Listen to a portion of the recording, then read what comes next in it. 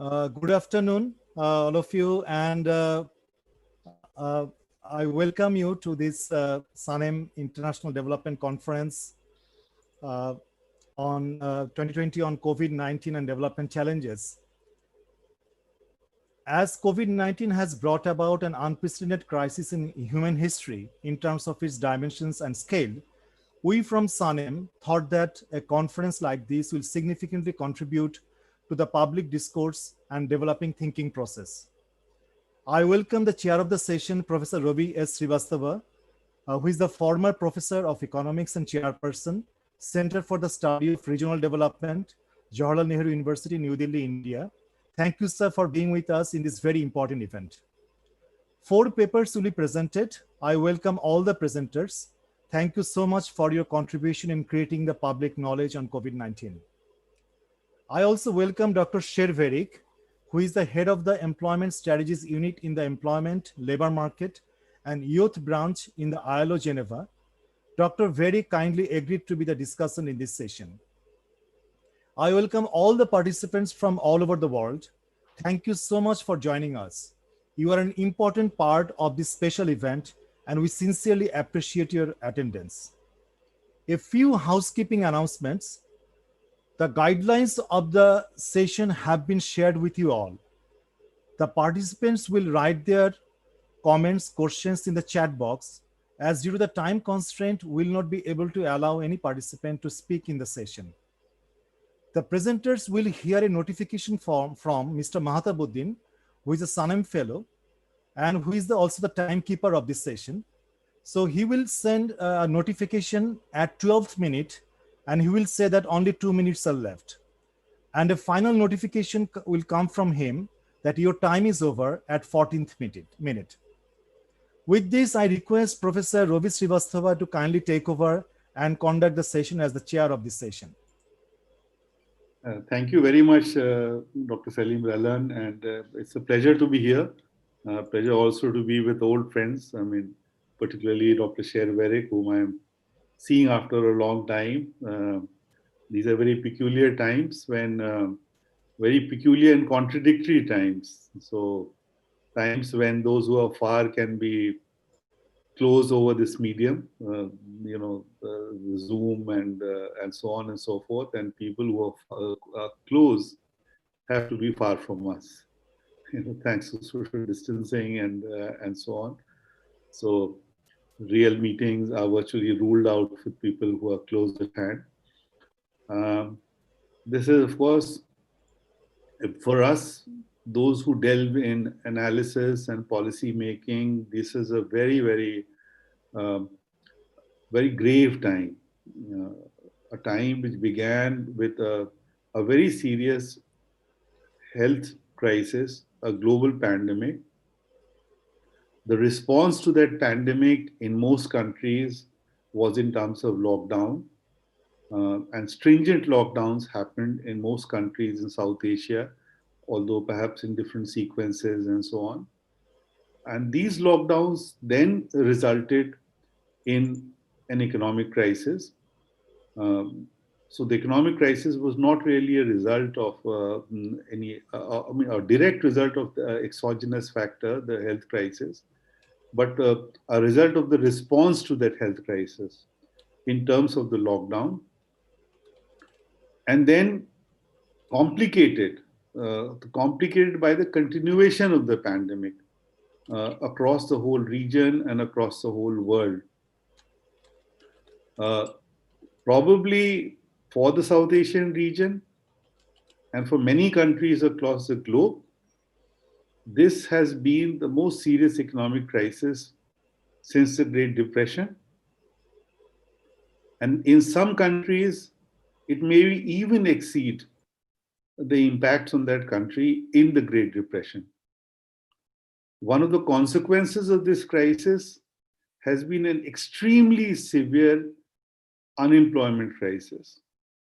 And that unemployment has been very severe for those who are precariously placed in the labor market, informal workers, both in the initial stages, in the stages of the stringent lockdown, both who were wage employed and who were self-employed. But gradually, as the stringency of the lockdown has come down, the impacts continue to be very sharp, because not only supply networks have to be rebuilt, but now, because of the unemployment, there is a serious demand crisis. The wave of unemployment also led to cutbacks. So we'll probably have to live with this crisis for a long time. Economists like us have worked hard to try and analyze the impact of this crisis on employment and on labor markets. And one of the issues here has been the kind of data and how we collect data. Because due to the lockdown, it has not been possible for us, or not been possible for data collection agencies to collect data in conventional ways because of the lockdown and the social distancing. So researchers have resorted to many innovative ways of collecting data and of carrying out surveys. And I think partially some of this may be reflected in some of the papers which are presented in this conference. So we are indeed in very peculiar times, in the middle of a severe crisis where we have a shortage of data, and the data that we have often also suffers from selection bias, simply because of the methods that have been used to collect this data. So with this, I am going to open this to the speakers. Each of the speakers, as already Dr. Salim Rehran has explained, will have 14 minutes, and they will be given a warning after 12 minutes. So 12 minutes plus 2 minutes, 14 minutes in all. And then we'll have Dr. Sherverick as a discussant come in and discuss the paper for 15 minutes, followed by the discussion. So thank you very much. Thank you very much for inviting me to this conference. And let me begin by asking the first paper writer, Dr. Guy Stewart, Executive Director, Microfinance Opportunities, US, and along with Dr. Bazlul Haq Khonkar, Professor of Economics, University of Dhaka, who's presenting a paper on worker wage digitization, implications for the future of Bangladesh economy. Please put your questions in the question Q&A box or in the chat box, and then we'll come back to you later. And the speakers will also be able to access your questions. Professor Srivastava, we had a little bit of rescheduling because Guy Stewart, he is having a bit of problem in connecting to Zoom. Okay. So we are going with the second presentation, and we'll be trying to solve his Zoom connection.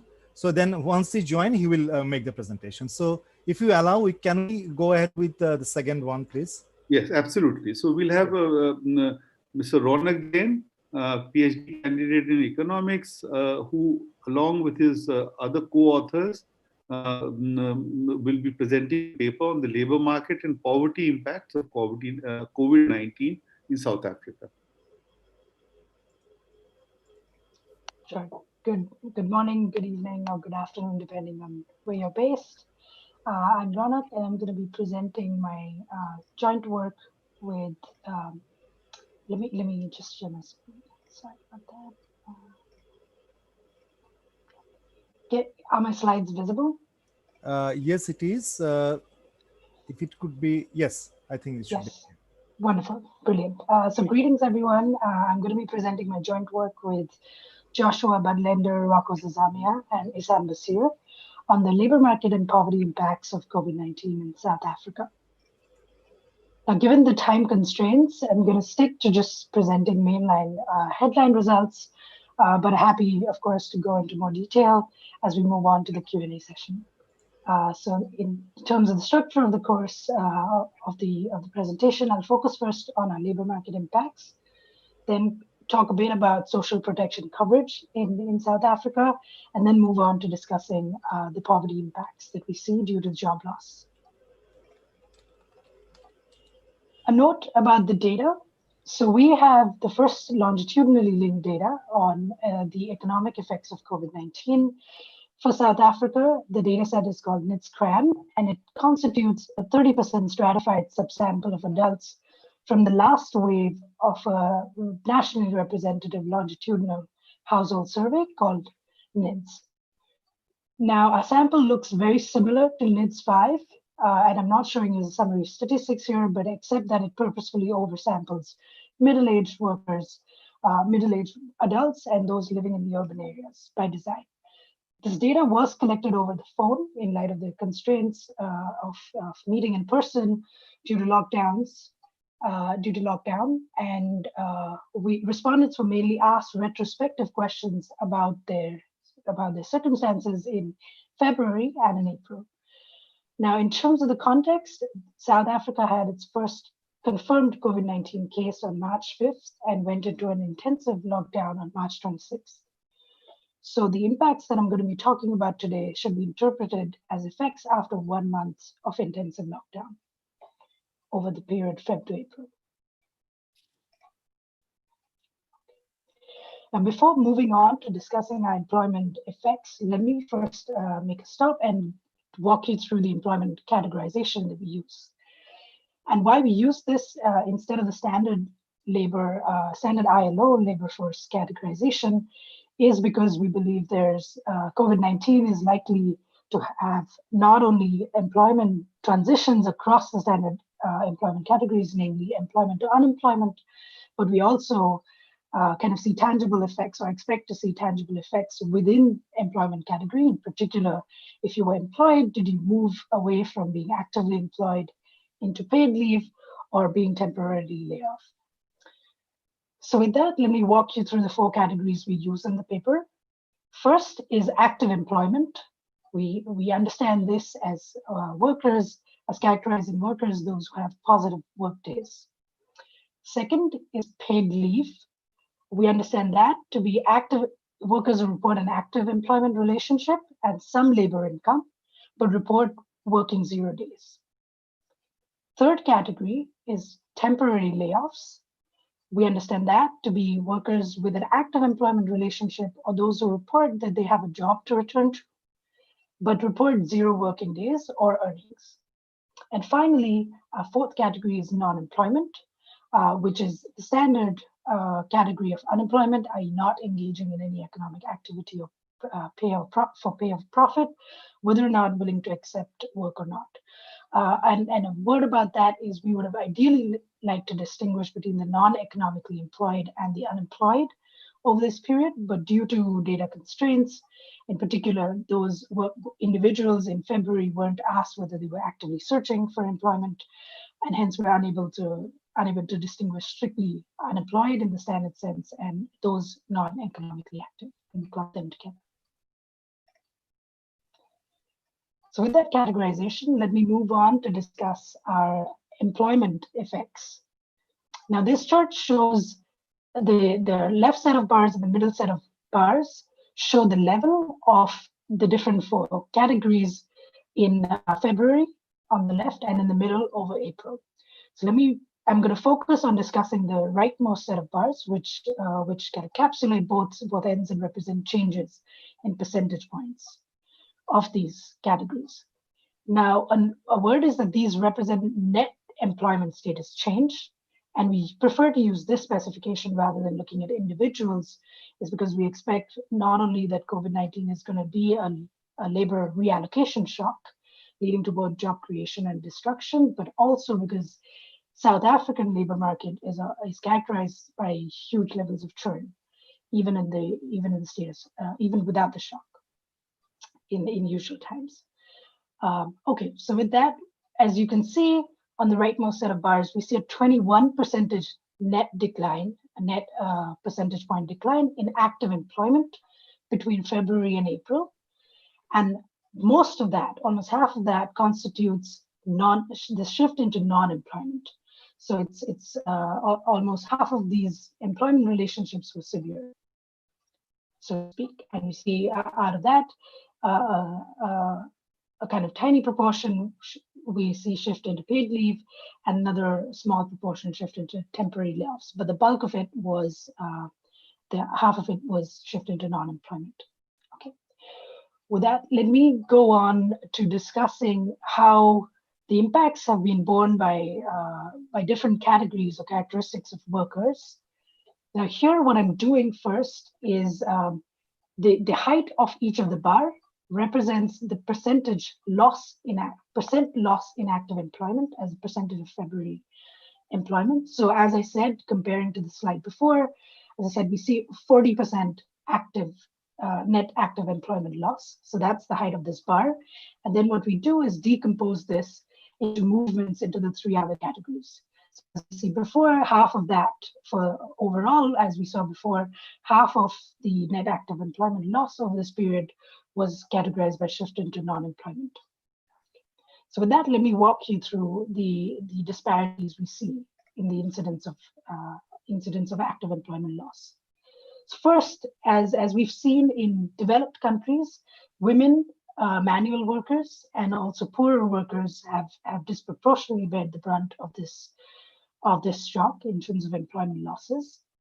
In here, as you can see, women were 15 percentage points greater than men to be facing an active employment loss. In terms of percentage, women saw a 49% reduction in active employment overall.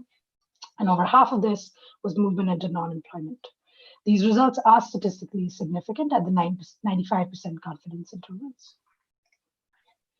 Moving on to talking about manual versus professional workers, we see that, again, similarly to the differences along gender dimension, we see manual workers, as we would have expected, unfortunately saw huge amount of active employment losses, namely 50% compared to February levels. And this was 20 percentage points greater than professional workers. And half of this, again, constituted movements into non-employment, compared to only a sixth for professions. Now here, what we do is we don't have February income, household income for these individuals.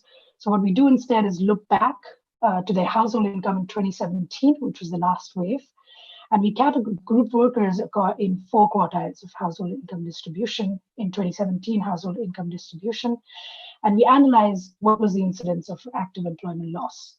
So as you can see here, again, sadly, we see most of the employment loss in 50% of the active employment loss was the bottom 2 quartiles face 50% net active employment loss, compared to, say, 20 percentage points lower, this being lower for the uppermost quartile. So as we see, and as we've heard before, the disparities in employment losses have been facing, have been particularly bearing on women, manual workers, and the poorer, and those from the poorer household income distribution. Okay, so with that, let me jump on to saying a word about social protection coverage over this period. South Africa implemented a temporary employee-employer relief scheme over this period, as part of which employees could receive up to between 38% to 60% of their earnings, subject to a maximum cap. Now we disaggregate our analysis of social protection coverage by looking at those who were temporarily laid off or paid or put on paid leave, those who were actively employed in February, and then we separately analyze those shifting into non-employment, mainly because TERS is only applicable or eligible to be received by those put on temporary, those with an active employment relationship, to be precise. Okay, so for these workers, we see only 20% actually received TERS over this period, and almost 40% were not covered by any major social relief. And again, in terms of disparities across worker characteristics, we see only 9% of the manual workers received TERS. Moving on to looking at the social protection coverage of those not employed in April, we see that about 30% of those workers had no coverage. Household grants do tend to be progressive in this context, especially the child support grant, but we did find quite significant disparities along geographic dimension. In particular, we saw that over 30% of the urban non-employed were without any coverage, while this was lower at 40% in rural areas. And this is mainly because that's the nature of household grant targeting in this context. Dear person, you have 2 minutes left. Great, thank you. That's perfect. So with that, let me transition on to just mentioning what we do for for getting at poverty estimates. We do not income Feb income data, as I mentioned before, and cross-sectionally, just comparing April incomes for job losers and job retainers would be prone to the standard selection issue, as we could have expected. And as I've shown already, job losers tended to be poorer to begin with in February. So we use propensity score weighting to match the job retainer sample, those who keep their jobs, to look observably similar on various individual level characteristics to the job losers in April. So, and we conduct a comprehensive set of diagnostics to make sure the procedure works as intended. So, given the time constraint, let me jump on to giving you directly the headline on poverty. We do find that about 20 to 33% of job losers fell into poverty. Now, this method, a caution about this method is that it gives a poverty impact of job loss. So it's not talking about aggregate poverty. That could, of course, be higher in this period. And in terms of magnitude, that's about 6 to 10% of those actively employed in February. So about 1 to 1.7 million people. This, we believe, that understates, because often in this context, employed workers support non-employed or unemployed household members. So accounting approximately for the dependents, we estimate that about 5 to 10% of South Africa's population fell into poverty due to job loss. So let me just wrap up in the last minute with our headline summaries of facts. We see a net active employment decline of 40% from February to April after 1 month of intensive lockdown, and about half of this constitutes job termination. We do see worsening of existing inequalities, in particular women, manual workers, and those poor, and the poorer half of the income distribution have been particularly hit. And our poverty estimate is about 20 to 33% of job losers fell into poverty. Okay, let me conclude there and take any questions. Thank you. Thank you very much, Ronak. Right now, we'll go on to the next paper, and the questions will come right at the end. Sure. So I'll ask the next presenter, Dea Pitadurajati from the Asian Development Bank and the Australian National University to speak on long-term consequences of COVID-19.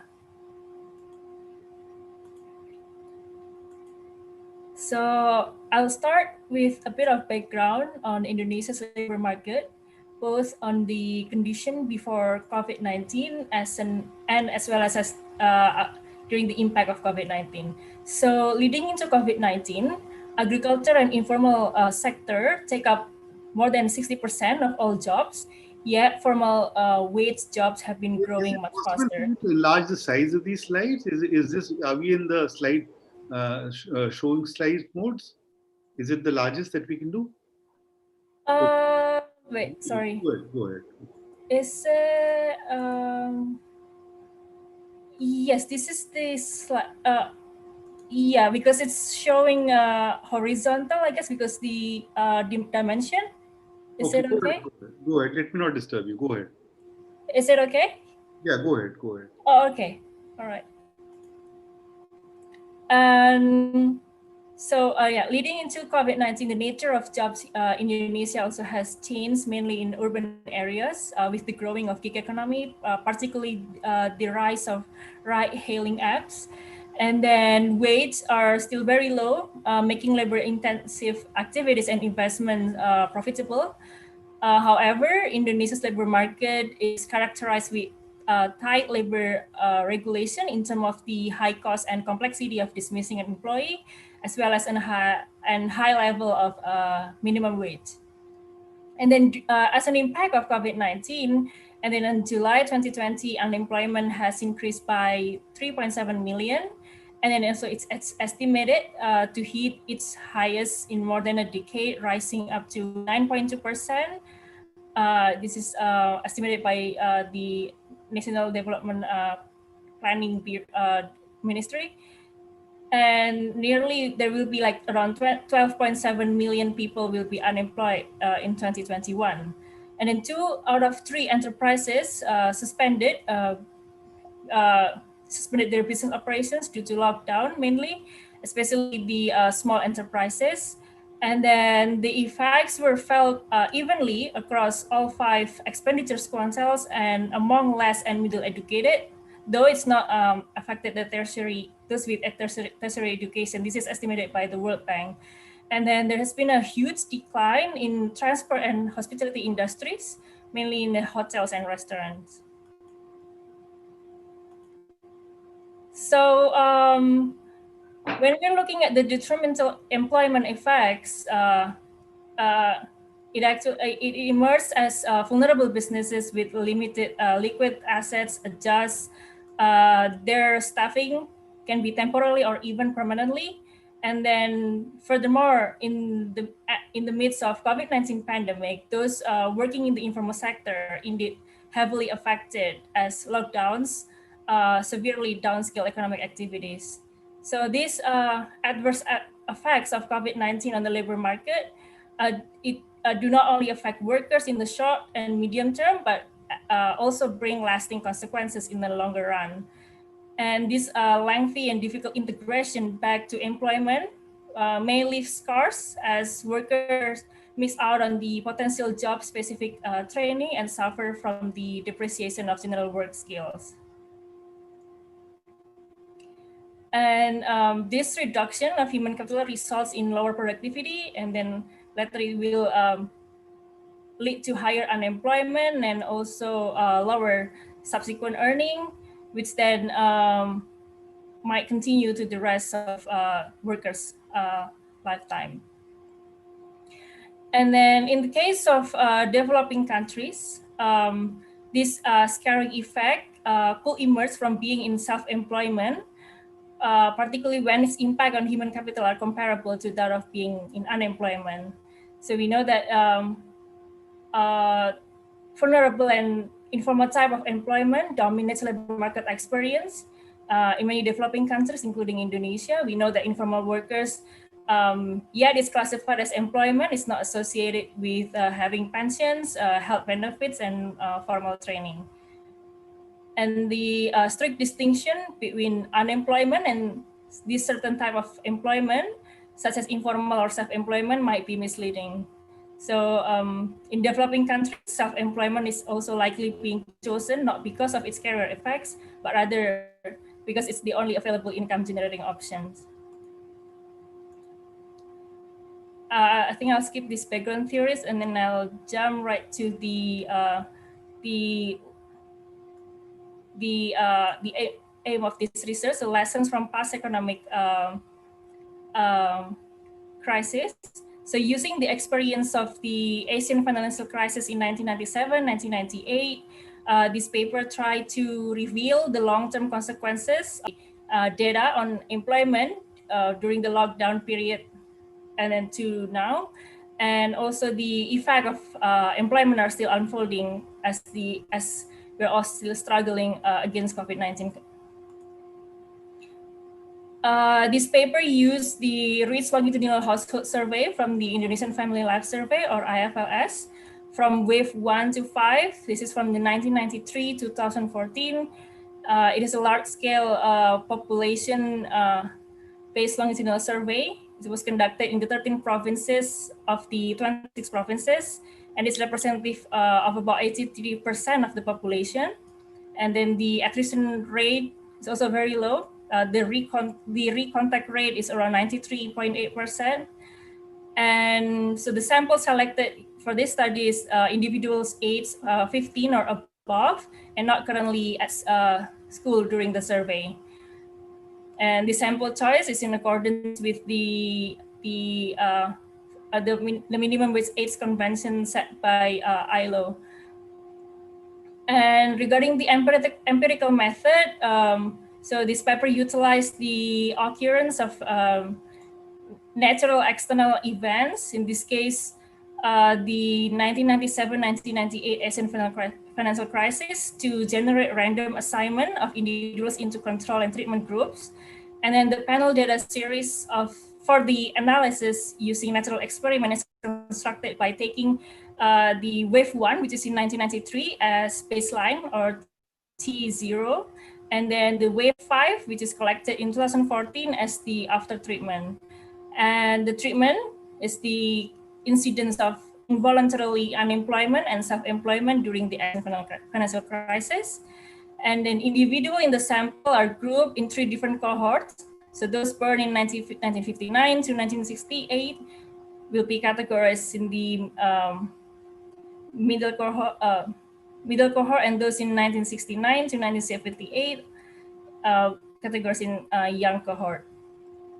And then to assess the causal effects, the study will use the difference in difference method. Some caveats that should be borne in mind is particularly on the notion of time invariant selection bias, provided that treatment could be targeted or happen by choice or voluntarily. In this case, when unemployment and self-employment is happen by choice.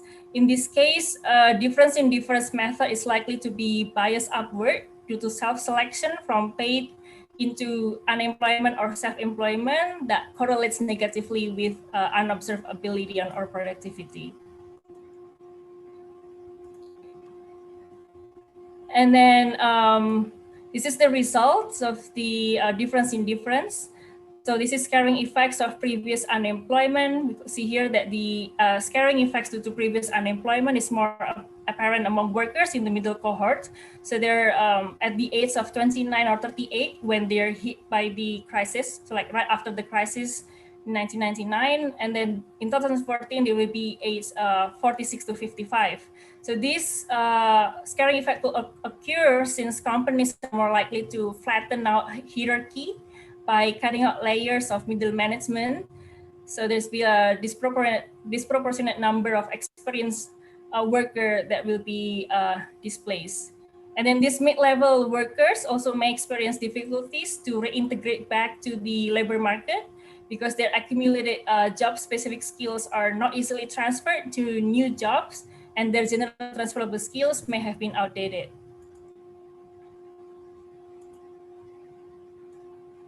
Oh, sorry. And this one is the scaring effects of previous self-employment. So we could see here that the scaring effects on human capital due to self-employments, they're relatively comparable, though here is like 10% significance level, comparable to that being in unemployment. It could be the case that the opportunity of accumulate human capital is very limited in the informal type of self-employment. And then like in dear President, you have 2 minutes left. Yeah, thank you. Also, like in many other developing countries, self-employment in Indonesia cannot be directly associated with entrepreneurship because like over 90% of self-employed workers are informal sectors. So, and then this graph figures, there's showing the time varying treatment effects, shows that there have been like persistent negative impacts on subsequent earnings. And then here's the heterogeneity effects by education level. You could see here that this is the result is quite like in accordance with the findings by World Bank, as I mentioned previously in the first slide, that workers who have been unemployed, they experience lower predicted probability of employment, particularly for those in the middle and the low education level, but it's not observed among those with tertiary education. And then by income distribution, all income brackets experience the lower predicted probability of unemployment, but then the greatest difference is among workers in the 20 to 40% income distribution. And then the smallest difference is among workers in the top 20% income distribution, especially age around 45 to 65. And then by demographic characteristics, rural and urban, they all experience lower predicted probability of unemployment for those who have been unemployed before. But then for females, particularly, they experience more severe impact. So the conclusion is that scattering effects due to previous unemployment and self-employments are more observable among workers in the middle cohort. And then human capital accumulation in the informal type of self-employment is lacking. So showing that there's not that much difference between effects on those who've been previously unemployed or previously self-employed. And then scattering effect is more observable among workers with senior high school education and below. There is no apparent effect among workers with tertiary education. And then there's greater effect among workers in the 20 to 40% income distribution, and lasting negative consequences among female workers. And then this issue demand labor market policy that could that be able to provide continuous learning opportunities, so that people will be able to continuously learning and then invest in their education and training. And also in addition, of course, like comprehensive social protection measures should be in place to protect businesses, especially formal businesses, which might be pushed into informality, resulting in the growth of informal economy. Yeah, thank you. Thanks a lot. I think you can stop sharing the screen. All right. Yeah. Thank you very much. So we'll have the third speaker now, Dr. Saima Haq Bidisha, Professor of Economics, University of Dhaka, and Research Director, SANEM, along with Mr. Muhammad Biplab Hussain, Independent Researcher, Tanveer Mahmood, Research Associate, speaking on occupation-based poverty and vulnerability in Bangladesh, insights from COVID-19. Thank you very much.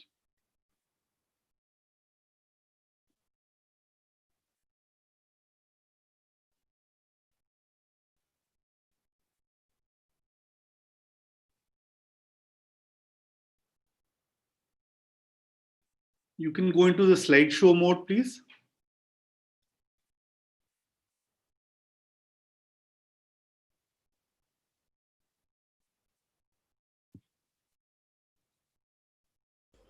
Dr. Bidisha, probably need to unmute yourself.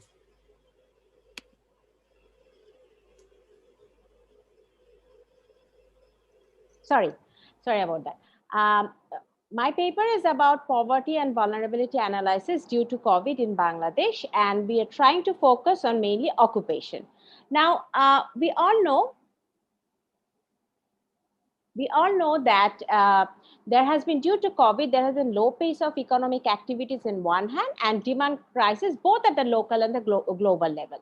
Now, when we think about the labor market implication in the context of Bangladesh, there has been temporary job loss, there has been permanent job loss or shutdown of the businesses, change in job, return of the international migration, some unique cases like reverse migration implication. There has been a negative implication on investment in human capital. So if we look at into greater detail, then boiling down all of the issues, we can tell that one of the most important implication is on household income, and therefore we have found some people who have become new poor. Now, when we are thinking about COVID-19, we have to keep in mind that when we are talking about the conventional poverty estimate, we are viewing poverty as a static concept, an ex post concept. So it is not a comprehensive one when we are thinking about the long-term welfare of the household. So in case of shock, when we are thinking about shock like COVID, uncertainty, or some unforeseen event, we should consider the concept of vulnerability in our analysis, which is actually reflecting the exposure of the household due to some future welfare loss. And now occupation being the prime channel of income volatility in COVID, in our analysis, we are trying to bring more insights in terms of the occupational issues. Now, in terms of the data, we utilized Household Income and Expenditure Survey of Bangladesh, which is the most comprehensive and nationally representative data set of Bangladesh, and we estimated a vulnerability to poverty index. Now, vulnerability to poverty index, this is an ex-ante index, and which is actually based on the probability that whether the consumption of a household will lie below a predetermined threshold in the near future. Now, how we did that? What we have done that we started our analysis with the consumption function, and from the consumption function we actually use the variances, and with the variances, because the variances have the issue of typical heterogeneity issue, heteroscedasticity issue. So in order to tackle that, we according to the literature, there has been some literature with this while tackling with the vulnerability issue. They have, and while following that, we applied the three-stage feasible GLS technique. While following that, we found a vulnerability to poverty index which lies between 0 to 1, but which is a continuous variable. Now, here, when we are talking about vulnerability, we have actually considered about two thresholds. One is like the highly vulnerable household. For the highly vulnerable household, the cutoff point is 0.5. And for another cutoff point is for the relatively vulnerable household, and where the cutoff is the poverty line income or poverty line. Now, in our analysis, we also tried to incorporate some of the issues related to the time horizon and try to see on the whether there is a issue of vulnerability in short term and long term. And as shown in the slide, we have utilized a mathematical formulation in order to capture that phenomena. Another thing, in addition to constructing the vulnerability index, we have actually tried to see, or we were interested to look at how different factors may logit and fractional probability. Now, what we have got from the analysis. Now, here is a slide about the key household characteristics. Basically, I don't want to go into greater detail of that. It is basically the household income and expenditure survey data set. So many of the people who are from Bangladesh, they are sort of, they have an idea, but if anyone have question, I can come back later.